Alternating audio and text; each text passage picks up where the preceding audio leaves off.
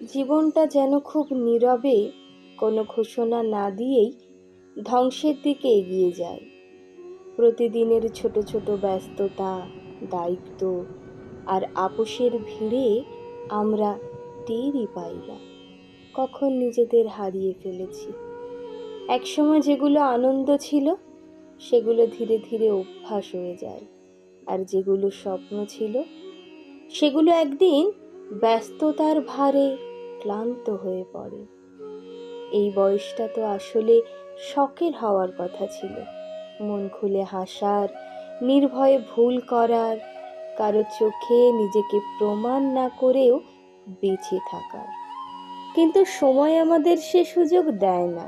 সে খুব হিসাবি, এক এক করে সব শখ কেড়ে নেয় আর বদলে দেয় দায়িত্ব, নীরবতা আর ক্লান্ত মন।